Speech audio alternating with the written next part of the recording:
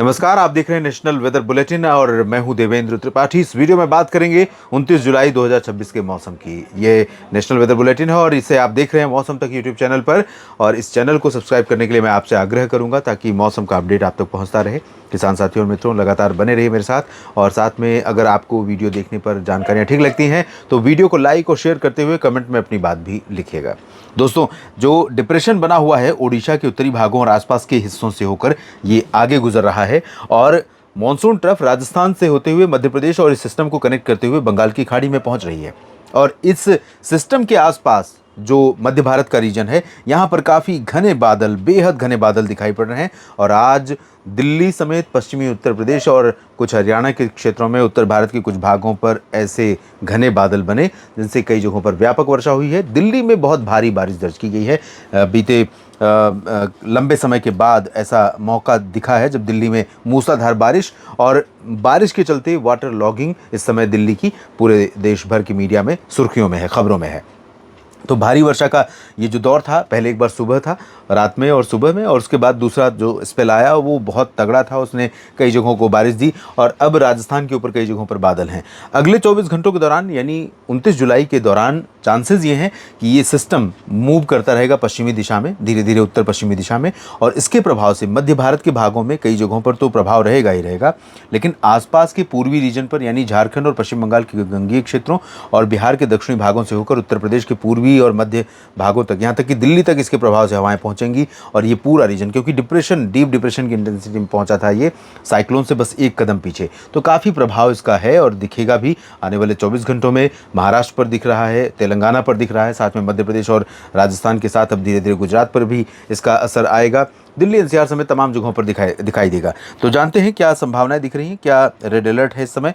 अगले 24 घंटों के लिए रेड अलर्ट फिलहाल महाराष्ट्र के विदर्भ और मध्य प्रदेश के पूर्वी जिलों तथा छत्तीसगढ़ के ऊपर है, जहां मूसलाधार वर्षा हो सकती है।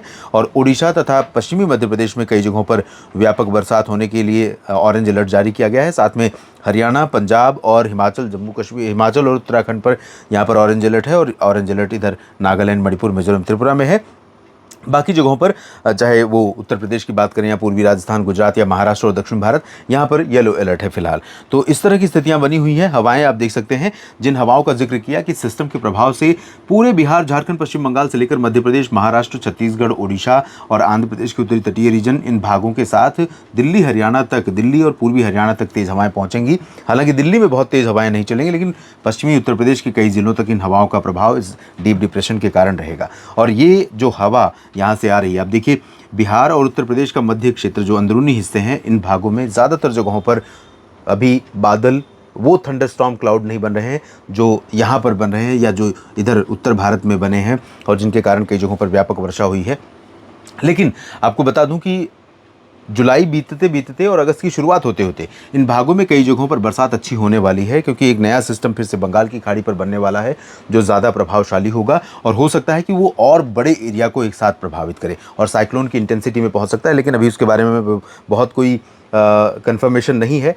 आने वाले समय में पता चलेगा क्या स्थिति होगी उसकी। पश्चिमी घाट पर ऑफशोर ट्रफ को एक्टिव कर रही है पश्चिमी हवा और पूर्वोत्तर राज्यों में हवा का प्रवाह, हवा का फ्लो लगातार जारी है। और इन परिस्थितियों में क्या बारिश की उम्मीदें दिखाई पड़ रही हैं आपके राज्य में, आपके क्षेत्र में, आइए जानते हैं। पूर्वोत्तर के क्षेत्रों में मध्यम से भारी वर्षा नागालैंड और मणिपुर में तथा मेघालय, असम और अरुणाचल के कुछ भागों में है भारी वर्षा। मिजोरम, त्रिपुरा और मेघालय के पश्चिमी हिस्से, असम के पश्चिमी हिस्से, सिक्किम और सब हिमालयन वेस्ट बंगाल में भी कई जगहों पर बारिश हो सकती है, लेकिन इंटेंसिटी बहुत ज़्यादा नहीं रहेगी। बिहार में भी अंदरूनी हिस्सों पर ज़्यादा बारिश के आसार नहीं है, लेकिन गया और बक्सर, कैमूर से लेकर भागलपुर और इधर किशनगंज से लेकर चंपारण के बीच में कुछ स्थानों पर बरसात होने के आसार दिखाई पड़ रहे हैं। और साथ में झारखंड और पश्चिम बंगाल के गंगीय क्षेत्रों पर भी कई जगहों पर बारिश होने की संभावनाएं नजर आ रही हैं। इसके अलावा मध्य भारत में मूसलाधार वर्षा का क्रम ओडिशा से लेकर छत्तीसगढ़ और साथ में पूरे मध्य प्रदेश के अधिकांश जिलों पर, मध्य प्रदेश से कई मित्र लिख रहे हैं कि बरसात नहीं हो रही है। कमेंट में आपने लिखा है। मैं कल से ही उम्मीद कर रहा हूं कि आज भी अच्छी बरसात कई जगहों पर होगी मध्य प्रदेश में, आज यानी 28 जुलाई को। और कल भी चांसेस हैं बहुत अच्छी बरसात होने के, क्योंकि पूरा जोर जो है सेंटर यही है, ये वाला। आप देख सकते हैं पूर्वी राजस्थान तक। तो इन सभी भागों में मध्य प्रदेश में गुना ग्वालियर से लेकर रीवा, सीधी, सिंगरौली, जबलपुर, मांडला, बालाघाट, कटनी, शहडोल और भोपाल, सागर, सतना, पन्ना, रीवा, सीधी और उज्जैन, इंदौर, देवास, इन सभी भागों में बरसात होने की संभावना, अच्छी बारिश होने की संभावना है। छत्तीसगढ़ का इंटायर रीजन प्रभावित होगा। महाराष्ट्र के विदर्भ में तेज बारिश का अलर्ट है। तो इन भागों में कई जगहों पर भारी वर्षा की आशंका से, यहाँ पर आशंका की वजह से रेड अलर्ट इशू किया गया है और यहाँ पर सामान्य जनजीवन प्रभावित हो सकता है। इधर महाराष्ट्र के मराठवाड़ा और मध्य महाराष्ट्र तथा कोंकण, गोवा, गुजरात के पूर्वी रीजन और सौराष्ट्र के दक्षिणी हिस्से, यहाँ पर इंटेंसिटी बारिश की, अगर बारिश होती भी है तो बहुत ज़्यादा नहीं रहेगी, हल्की बरसात यहाँ पर होगी। मुंबई के नीचे का भाग जो है, सिंधुदुर्ग, रत्नागिरी और गोवा, यहाँ पर कुछ इलाकों में बरसात जरूर हो सकती है। दक्षिण भारत में देखें तो आंध्र प्रदेश के तटों पर बापतला से विशाखापत्तनम का जो रीजन है, यहाँ पर अच्छी बरसात हो सकती है। कर्नाटक के तटों से लेकर केरल तक अच्छी बरसात होने की संभावनाएं हैं। और जो आंतरिक तेलंगाना है, उत्तरी, खासतौर पर हैदराबाद से खम्मम और रामागुंडम के ऊपर का जो हिस्सा है, महाराष्ट्र और छत्तीसगढ़, ओडिशा से सटा हुआ या आंध्र प्रदेश से सटा हुआ, यहाँ पर कुछ इलाकों में अच्छी बरसात हो सकती है।